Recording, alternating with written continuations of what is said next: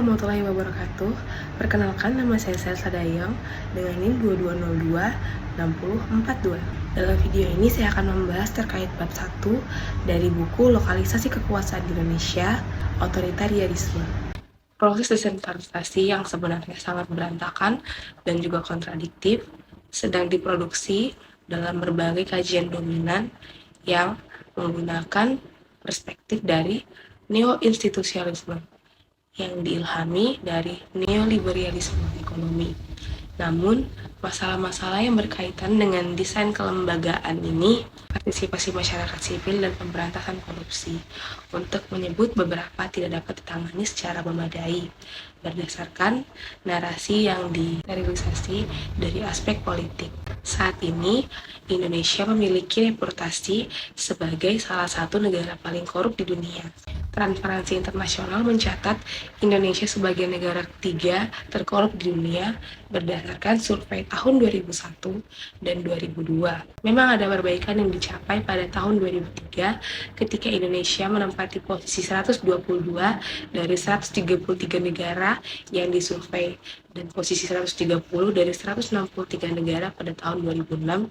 Filipina masing-masing berada pada posisi 92 dan 121 pada tahun 2003 dan 2006, sedangkan Thailand berada di posisi 70 dan 63. Akhirnya demokratisasi, terutama pasca pemberontakan publik melawan militer pada 1992, terjadi secara bersamaan dengan dorongan untuk mendesentralisasi kekuasaan secara lebih formal dan untuk menciptakan entitas administratif lokal baru dengan kekuasaan dan tanggung jawab yang lebih besar. Sebagaimana dikemukakan oleh Asian Development Bank, tujuan desentralisasi di Thailand adalah untuk merekonfigurasi perangkat-perangkat politik legislatif, yudikatif, dan juga administratif pemerintahan. Seperti di Indonesia, pasca Soeharto, harapannya adalah desentralisasi yang berhasil akan membuat pemerintahan di Thailand lebih partisipatif serta dapat mendorong lembaga-lembaga pemerintah di semua tingkatan menjadi lebih transparan, akuntabel, dan juga responsif. Namun, tentu saja ada hambatan-hambatan struktural yang patut dipertimbangkan. Pada intinya, menggambarkan masyarakat sipil sebagai entitas yang bebas dari kontradiksi internal yang mendasar dapat mengabaikan kenyataan historis bahwa demokrasi, partisipasi publik, akuntabilitas, dan hak-hak sosial ekonomi sebenarnya lebih merupakan hasil pertarungan kekuatan dan kepentingan sosial, bukan semata-mata produk suatu desain kebijakan. Rezim demokrasi liberal di Barat misalnya tidak diragukan lagi merupakan produk dari perubahan sosial yang memilukan selama berabad-abad, diwarnai oleh konfrontasi yang seringkali penuh kekerasan dan berdarah-darah, tidak terkecuali antara buruh dan juga kapital. Perkenalkan, nama saya Debbie Amelia Stuti Ami dengan NIM 22026039, Program Studi Ilmu Pemerintahan. Kali ini saya akan menjelaskan hasil resensi dari buku Lokalisasi Kekuasaan Pasca Otoritarianisme karya Ferry R. Hadis. Pada kesempatan ini, saya akan membahas pada bab kedua, yaitu ambisi-ambisi teknokratik dan tantangan kekuasaan predatoris. Pada bab kedua ini menjelaskan tentang perubahan pemerintahan di beberapa negara di Asia Tenggara dari otoriter menjadi demokratis, terutama di Indonesia, Thailand, dan Filipina. Negara ini mencoba menerapkan sistem demokrasi dan menerapkan kebijakan desentralisasi. Namun, mereka seringkali menemui kesulitan seperti keraguan apakah sistem demokrasi ini cocok untuk diterapkan. Walaupun ada beberapa negara lain yang berhasil mengganti pemerintahannya dari otoriter menjadi demokrasi. Pengaruh dari pemerintah lama masih terasa dalam politik dan kehidupan bermasyarakat. Masalah seperti kurangnya keterbukaan dalam politik dan korupsi masih menjadi isu besar pada masa itu. Bab ini juga menggambarkan ketika pemerintah mencoba memberikan lebih banyak kekuasaan ke daerah. Seringkali ada penolakan dari mereka yang tidak ingin kehilangan kekuasaan yang sudah ada. Para teknokrat yang ingin membuat pemerintahan lebih baik dan adil juga sering menghadapi hambatan dari kelompok yang tidak ingin adanya perubahan. Ada juga kekhawatiran bahwa negara-negara ini mungkin terlalu fokus pada kapitalisme dan melupakan hal-hal penting dalam demokrasi. Proses memberikan kekuasaan ke daerah lebih banyak dipengaruhi oleh kekuatan lokal daripada ide-ide baru dari para ahli. Namun, setelah Soeharto lengser, Indonesia mulai memilih pemimpinnya secara langsung, memungkinkan politisi lokal menjadi lebih mandiri dan tidak tergantung pada partai-partai di Jakarta. Meskipun ada perubahan ini, masyarakat sipil di Indonesia tetap aktif dan beragam, mirip dengan di Filipina dan di Thailand.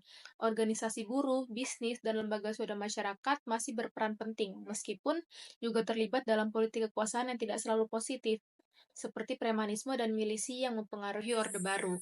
Kesimpulan utama pada bab ini adalah bahwa perubahan yang terjadi tidak hanya tentang pembentukan aturan baru, tetapi juga tentang siapa yang benar-benar memiliki kekuasaan di suatu negara. Perkenalkan, nama saya Yosepin Satria Utami dengan NIM 220202614. Di sini saya akan menjelaskan hasil resensi dari bab 3 yang berjudul Lokalisasi Kekuasaan dan Perubahan Institusional. Dinamika politik elektoral dan kepartaian di tingkat lokal sangatlah penting untuk memahami lokalisasi kekuasaan dan hubungan antara politik lokal dan nasional. Golkar merupakan partai politik yang berperan mengamankan legitimasi kekuasaan Soeharto selama pada masa Orde Baru dengan selalu menang dalam pemilihan umum. Upaya pembentukan partai negara dominan serupa dengan Partai Golkar tidak selalu berhasil seiring dengan perkembangan global. Contohnya kegagalan gerakan Marcos di Filipina. Dinamika politik elektoral dan kepartaian Indonesia lebih mengikuti perubahan setelah pada pasca Orde Baru runtuh karena terjadinya penyebaran kekuasaan dan ruang koalisi lokal. Perubahan institusi politik nasional dan lokal pada pasca Orde Baru memberi kesempatan untuk menganalisis perubahan dan kesinambungan hubungan kekuasaan dan berfokus pada lokalisasi kekuasaan dalam rangka perkembangan politik elektoral dan kepartaian. Perubahan tersebut yang paling mencolok pada pasca Orde Baru adalah munculnya politik elektoral dan kebangkitan partai serta peran parlemen yang kuat.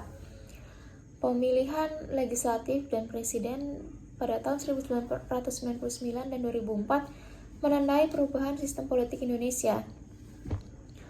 Golkar tak lagi menang seperti dulu dan PDIP, partai politik baru, menjadi pemenang suara terbanyak pada tahun 1999. Abdurrahman Wahid sebagai presiden pada masa itu dilangsirkan karena ketahuan korupsi dan menentang kekuatan lain seperti militer dan menunjukkan reorganisasi kekuatan elitnya.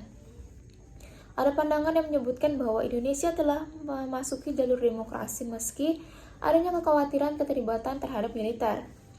Meski ada perubahan institusi tersebut, kekuatan Orde Baru masih dominan sehingga perubahan tersebut mengalami kegagalan pada pendistribusi ulang kekuasaan. Politik uang merupakan jaringan baru yang digunakan untuk mereorganisasi diri dalam sistem politik yang baru. Terjadinya migrasi massal pada tokoh Golkar dan birokrasi Orde Baru ke partai-partai baru seperti PDIP pada pasca Soeharto merupakan elit lokal yang berhasil mereorganisasi kekuasaan di tingkat daerah melalui partai lama dan baru. Perpecahan partai terkait akses kekuasaan bukan lagi ideologi, tetapi koalisi lokal terkait dengan kebijakan nasional. Kekuatan predatoris Orde Baru berlanjut di partai-partai besar dengan kelompok statis dan nasional. Tidak adanya kendaraan pada masa itu pada organisasi buruh atau tani yang efektif mewakili kepentingan mereka, dan preman bergabung dengan para militer partai politik yang disewa kapitalis. Mereka memanfaatkan peluang desentralisasi dan demokrasi. Adapun analisis yang harus dilihat dari dinamika di luar model liberal tentang partai karena karakteristik partai Indonesia itu berbeda. Muncullah amandemen undang-undang pada tahun 2004 menetapkan kepala daerah dipilih langsung dan menguatkan tantangan otoritas lokal versus pusat. Desentralisasi ini memperkuat peran provinsi dan gubernur sebagai atasan. Sebagian besar pemerintah subprovinsi di Indonesia, Filipina, dan Thailand masih bergantung secara finansial dan berpusat pada provinsi yang kaya akan sumber daya.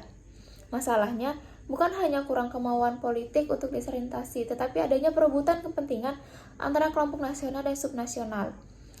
dan adanya persepsi pemerintah daerah menyalahgunakan kekuasaan baru dalam pengumpulan pendapatan daerah sehingga mendorong revisinya Undang-Undang Desentralisasi. Keterbatasan anggaran pemerintah daerah mendorong pengembangan cara baru pengumpulan pendapatan berupa pajak dan pungutan kontroversial. Dipindahkannya dana sebesar 2,6 juta dari 4,2 juta PNS ke pemerintah daerah menimbulkan keterbatasan anggaran untuk menanggung gaji pegawai. Sekian, terima kasih. Baik, perkenalkan saya Andi Ahmad. Di sini di bab 4 kita akan membahas tentang sosiologi elit-elit lokal, yang dimana kita akan membahas terkait aspek sosial politik dominasi elit dalam lokalitas kekuasaan pasca otoriter di Indonesia. Yang pertama ada birokrat dan kekuasaan politik.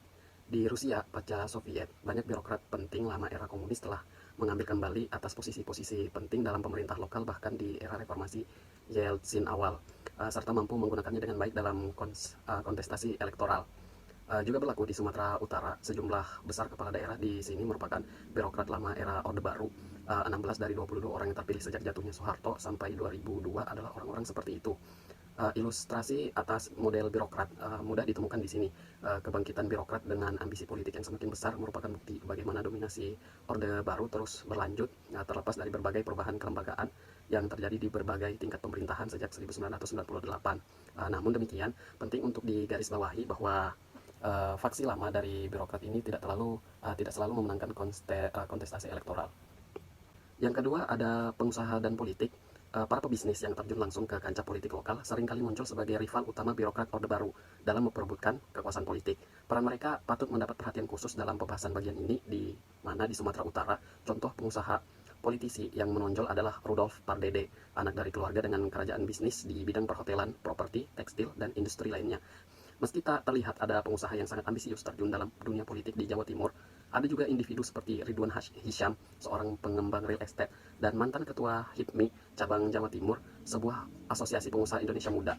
Ia juga bukan pendatang baru dalam dunia politik karena sebelumnya pernah menjadi anggota MPR dari 1997 hingga 2004 mewakili Golkar sebagai politisi nasional pada masa peralihan era Orde Baru dan demokrasi. Di Yogyakarta juga terdapat orang-orang seperti pengusaha beretnis Tionghoa Budi Setyagraha yang menjadi anggota DPRD Provinsi dari PAN pada 1999. Kasus-kasus di atas menegaskan bahwa para pebisnis telah semakin terlibat dalam kontestasi kekuatan di tingkat lokal. Ini selanjutnya adalah premanisme politik dalam politik lokal baru. Catatan buruk militer dan polisi Indonesia pasca Orde Baru terkait hak asasi manusia membuat preman memperoleh kedudukan yang menguntungkan sebagai penyedia jasa kekerasan, intimidasi atau mobilisasi massa secara selektif kepada aktor-aktor dan kelompok-kelompok politik, atau mobilisasi massa secara selektif kepada aktor-aktor dan kelompok-kelompok politik. Meskipun nasib mereka secara kolektif tidak selalu baik, banyak di antara mereka berambisi merebut kendali atas partai-partai politik serta jabatan-jabatan publik di tingkat lokal. Seperti disebutkan, di antara para elit lokal Indonesia pasca otoriter, kelompok-kelompok kekerasan Orde Baru berada di antara dunia kriminal dan kegiatan-kegiatan ekonomi, politik, dan sosial yang sohih. Di Sumatera Utara, kasus Syamsul Arifin yang merupakan anggota sejumlah organisasi pemuda atau gangster era Orde Baru juga memberi gambaran jelas bagaimana mereka yang berasal dari kelompok-kelompok kekerasan berhasil mereposisi dirinya dalam lingkungan politik baru pasca otoriter. Ia menjadi Bupati Langkat pada 1999, terpilih kembali pada 2004 dan akhirnya memenangkan jabatan Gubernur Sumatera Utara pada 2008. Dalam konteks Jawa Timur, sulit menemukan individu yang mendekati kekuasaan di status Syamsul Arifin atau David Purba, meskipun seperti Lutfillah Mazuki, seorang anggota DPRD Provinsi dan sekaligus ketua Satgas PKB, seorang pemimpin pemuda Pancasila yang juga kontraktor di Surabaya misalnya, menilai bahwa kadernya menguasai lebih sedikit kursi di DPRD Jawa Timur daripada yang dapat mereka capai di bawah Soeharto. Hingga saat ini, penting untuk menegaskan bahwa bab ini mengidentifikasi beberapa jenis elit yang menonjol dalam politik lokal pasca Orde Baru di Indonesia. Ada beberapa jenis elit dalam latar belakang dan kepentingan sosial yang berbeda, yang menggunakan berbagai strategi untuk meraih dan mempertahankan kekuasaan politik di tingkat lokal. Strategi-strategi ini umumnya melibatkan kontrol atas lembaga-lembaga pemerintahan lokal yang penting seperti kantor wali kota dan bupati serta DPRD. Selain itu, akses terhadap sumber daya material dan terkadang instrumen-instrumen kekerasan dan mobilisasi massa juga menjadi faktor penting dalam konteks politik lokal yang semakin kacau.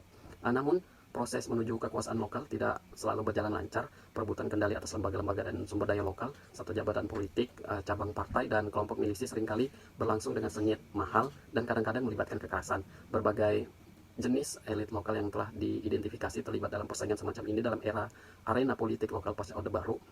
Assalamualaikum warahmatullahi wabarakatuh. Perkenalkan, nama saya Jainah, NIM 2202026016. Saya di sini membahas bab 5, politik uang dan premanisme dalam demokrasi lokal yang baru. Politik uang di tingkat lokal. Politik uang dan kekerasan sering terjadi dalam kontestasi kekuasaan di beberapa negara Asia Tenggara seperti Thailand, Filipina, dan Indonesia. Di Thailand, politik uang sudah terjadi sejak tahun 1970-an dan biaya kampanye meningkat secara signifikan selama beberapa pemilihan. Di Filipina, jualan lotre ilegal yang didukung oleh politisi korup memiliki peran besar dalam mendanai kontestasi di tingkat lokal. Di Indonesia, politik uang telah menjadi praktik umum di kota dan desa setelah rezim otoriter. Partai-partai seperti PDIP dan Golkar membebankan biaya yang tinggi kepada calon anggota parlemen agar mereka masuk dalam daftar resmi. Sistem pemilihan baru juga memindahkan praktik politik uang ke cabang partai politik dan badan eksekutifnya.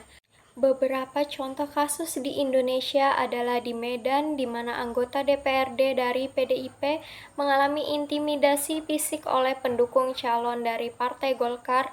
Di daerah lain juga terdapat laporan serupa mengenai penggunaan kekerasan dan politik uang dalam pemilihan kepala daerah. Di Jawa Timur, pemilihan Bupati Sampang juga berlangsung dengan keras, dengan kandidat yang didukung oleh P3 mengalahkan kandidat yang didukung oleh PKB. Kedua belah pihak menggunakan sumber daya yang dimiliki, termasuk media massa dan preman, untuk memenangkan kontestasi tersebut. Namun, salah seorang kandidat, Abdillah, kemudian terkena kasus korupsi dan dipenjara. Selain itu, beberapa pemimpin lokal seperti Abdillah dan Bambang Dwi Hartono awalnya dianggap sebagai orang luar partai saat mereka naik ke tampuk kekuasaan. Ini menyebabkan ketegangan antara mereka dan DPRD yang merupakan kekuatan dominan di daerah tersebut. Secara keseluruhan, politik uang dan kekerasan memainkan peran penting dalam kontestasi kekuasaan di tingkat lokal di beberapa negara Asia Tenggara. Praktik politik uang dan penggunaan sumber daya yang tidak sah menjadi rutinitas bagi politisi dan partai politik. Ini juga terkait dengan intimidasi fisik dan korupsi dalam pemilihan kepala daerah. Instrumen-instrumen kekerasan gangster dan milisi. Politik uang dan kekerasan politik mempengaruhi dunia politik di Indonesia setelah pemerintahan otoriter. Meskipun tidak sebrutal di Thailand atau Filipina, fenomena ini tidaklah baru. Kekerasan politik digunakan selama Orde Baru untuk menjaga stabilitas politik dengan intimidasi dan penanaman rasa takut. Militer memainkan peran penting dalam kehidupan sosial, ekonomi, dan politik. Bagian dari doktrin Dwi Fungsi Militer, Pemuda Pancasila, dan Forum Komunikasi Putra-Putri Purnawirawan ABRI adalah organisasi pemuda preman yang dibentuk oleh Orde Baru. Mereka dipersenjatai untuk melawan organisasi pemuda pro-komunis saat ketegangan dengan PKI meningkat. Namun setelah tahun 1998, preman tidak lagi sepenuhnya bergantung pada dukungan militer dari polisi. Mereka mencari strategi baru, termasuk menyediakan jasa kekerasan kepada partai politik selama pemilihan. Preman ini dapat memainkan peran penting dalam konflik politik di dalam partai politik. Preman politik dapat bergabung dengan berbagai partai politik tanpa loyalitas politik yang eksklusif.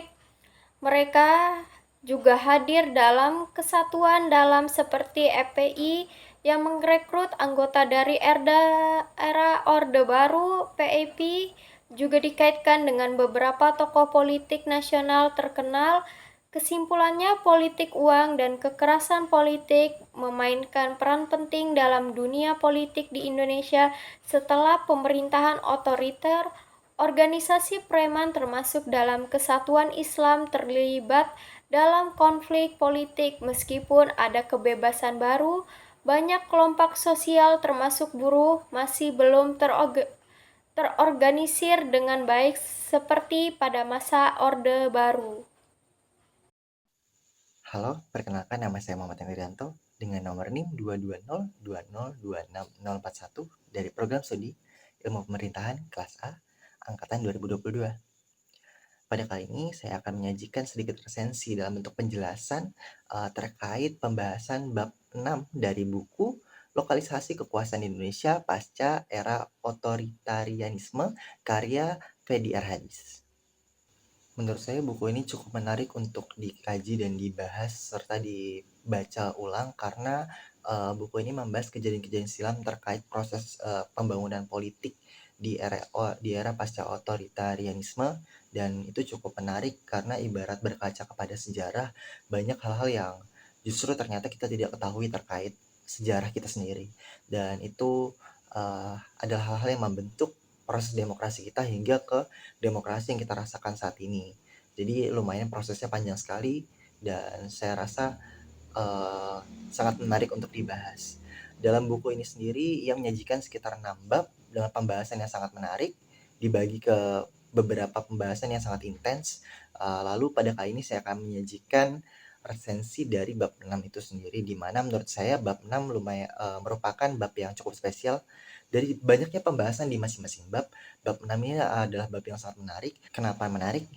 Jika membaca buku ini, kita bisa melihat bahwa bab 6 berusaha untuk mengargumentasikan secara jelas bahwasannya reformasi dari tata pemerintahan telah dikonsepkan sedemikian rupa untuk membuka dan memperluas partisipasi politik yang ternyata sayangnya secara ironis itu membuka jalan bagi para elit politik untuk membuka kepentingannya sendiri agar dapat melindungi diri dari tantangan yang kemungkinan akan dihadapi oleh masyarakat sipil.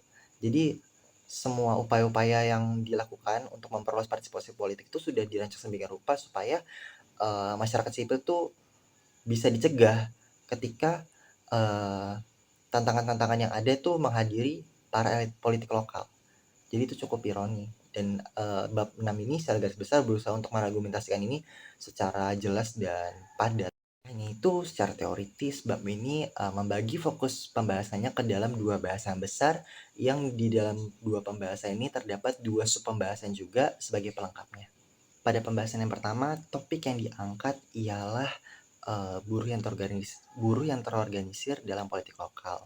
Jadi pada pembahasan kali ini disajikan secara historikal terkait runtutan dan alur peristiwa dari pembentukan politik di masa itu, di mana banyak sekali kelompok-kelompok berkepentingan yang mengorganisir buruh dari berbagai daerah di seluruh Indonesia untuk berdiri dengan visi menggulingkan dinamika pemerintahan kala itu, dinamika politik kala itu dengan tujuan untuk meraih kesejahteraan, karena pada masa itu banyak sekali rezim pemerintahan, rezim elit politik yang menggunakan kekuasaan untuk memporak-porandakan kondisi sosial kala itu, di mana tangga kesejahteraan pada kala itu sangatlah hancur dan nilai ekonomi dari masyarakat itu cukup menurun drastis pada kala itu.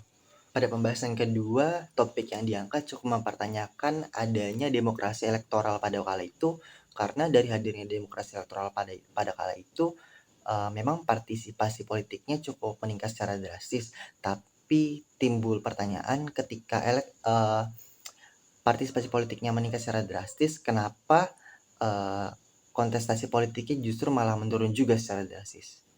Dari hal tersebut dibahas secara intens ke dalam 2 subpembahasan, yang dimana subpembahasan pertama menyajikan terkait hadirnya produk pemilihan umum secara langsung, lalu dibersamai juga oleh subpembahasan yang kedua, di mana subpembahasan kedua menyajikan sedikit plot twist, di mana ternyata pada kala itu pergerakan dari partisipasi politik hingga bersamaan dengan kontestasi politik itu ternyata kalau dicermati secara teliti ia lebih bergerak ke arah oligarki. Demikian resensi yang telah saya jelaskan. Sekian, terima kasih.